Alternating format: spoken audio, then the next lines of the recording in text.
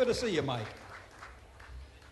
Okay. And Bernie, of course. I think we're very privileged to be sitting here with Lonnie Lee and just very briefly going through a journey that starts at Rowena in Western New South Wales on a sheep farm, takes you to Nashville and ends up as one of the seminal figures in Australian rock and roll. So that's an incredible journey that has taken over 50 years. And there are people out there in the audience who are partly here because of the contribution that Lonnie Lee has made to Australian music. So, Lonnie, what gets you started living in Rowena on a sheep farm to fall in love with rock and roll? Well, I guess first of all, I was because I was a teenager in the early 50s, I was sucked into two things. I was sucked into country music at 5 o'clock in the morning because I had to get up early and go get the cows, milk the cow, and do all that sort of stuff that you do on a place in the country. So I was brainwashed with that stuff. And then in the daytime and later on at nighttime, I was listening to the likes of the beautiful singers of the 50s, mid-50s, people like Johnny Ray and Eddie Fisher and all those wonderful singers. So that introduced me, I guess, to pop music. And especially it was Johnny Ray that actually mainly did it because he was such a romantic singer and put a lot of emotion into the stuff. Now, once I got that, I was really wanting to start a little band and do all that. There was no such thing as show business. It's just that I wanted, no Australian show business, pop music business. I just wanted to sing. That's all I wanted to do. So I, in Sydney in 1957, early February 57, I won an award called, believe it or not, Elvis Presley of Australia, Australia's Elvis Presley. And so that sort of kicked me on a little bit. And with my little rockabilly band, and we went around the place singing around, and then I met Johnny O'Keefe a little bit later on. He was also into Johnny Ray and doing that stuff prior to rock and roll, and we remade acquaintances again. He had just started 6 O'Clock Rock, and once he was doing that, he invited me to go on. I went on that, and I was virtually on it every week that I was around in Sydney, and because of that, Lee Gordon, who was the guy that brought out all the major stars to Sydney Stadium, he was around and very, very influential. He was the guy around, and he happened to like what I was doing. So he invited me on to the different stadium shows around the place, right around Australia, and festival halls. So that gave me some profile to the different audiences around the place, who most of the profile was taken up by the American singers. And anyway, Johnny O'Keefe, Cold Joy, and myself were featured mostly on those shows as the Australians.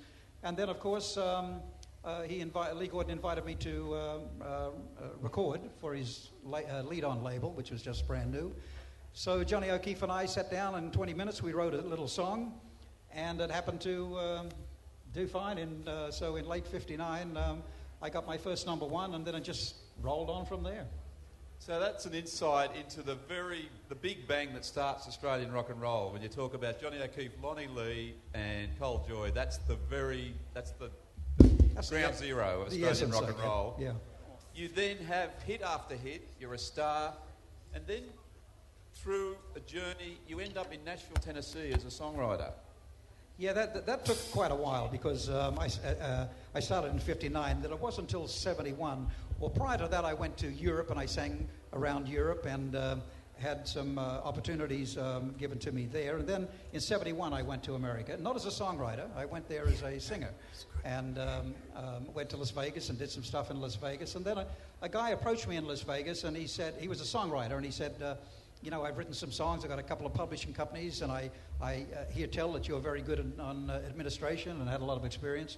And so he invited me to go to L.A. and become involved with him. The guy's name was Mickey Stevenson, and he wrote Dancing in the Streets and a whole bunch of other songs. He was the VP of Motown Records, and he just left them at that particular time. So I was with Mickey for about a year, but that was in the black soul scene. We were recording pretty much every night at RCA in Hollywood. And then I was, I guess, given a message by a friend of mine in L.A. because I was involved in the black scene there.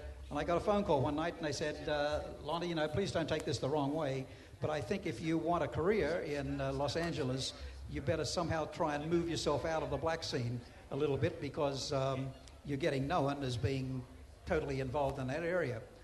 Well, I'm not into I'm not a do-gooder and all that sort of stuff, but I didn't particularly like that.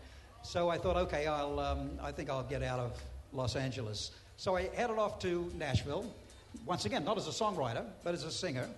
And one of the first people that I got to meet there, I'd only been there about 2 days, was a guy who worked for BMI, which is like ASCAP, like APRA, of course, from Australia. Anyway, he listened to my songs and he said, "Oh God, forget about singing." He said, although it's great, he said, "I think you should concentrate on songwriting here." So he said, "I'll put you in touch with a guy and he possibly will be able to do something for you." So he introduced me to a guy called Don Gant, who was the top guy at Acuff-Rose Music, and he offered me all this stuff. And one of the things that he did offer me, to cut the story short, is he said, "I think you should write with Roy Orbison." So he put me with Orbo, and we were together for 2 or 3 years, and I was also his personal assistant, as well as writing with and for him.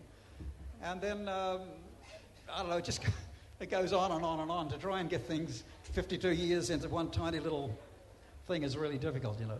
So we might move, because we're going to get to hear Lonnie and the Lee Men very shortly.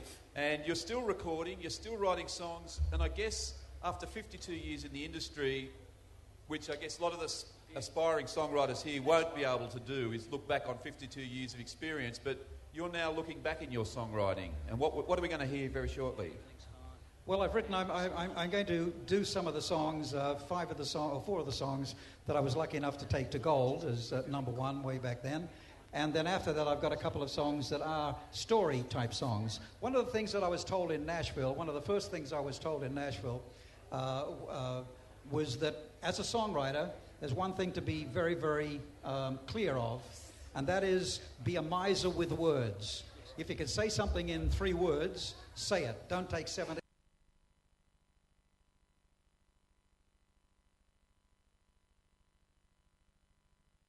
Get it as short and concise as you possibly can, so that it leaves space between the words, so that there's, for the imagination, for whoever's listening to the song, they can have use their imagination for it, you know. But I also had a record promotion company in Nashville for a number of years, and a record label asked me one time to promote their artists. I'm just looking for something here, because this is very, very appropriate for songwriters. I think it's here. This little saying is so true for songwriters. So there are a lot of aspiring people here. So what songwriters are about to hear now is the secret? Well, it's not so much the secret, it's a bit of the truth. Tell you what it is. Okay, you listening? The truly creative effort is usually pursued with little or no money and finally accomplished by accident. That accomplishment then earns the creator huge sums of money, making further creativity impossible. So there you go. So please thank Lonnie Lee. He's achieved beyond, I'm sure, your wildest dreams in 1956. And this is a legend of Australian rock and roll. We're privileged to hear him now. So Lonnie Lee and the Lee Men. Thank you, Lonnie. Thank you, Bernie. Thank you.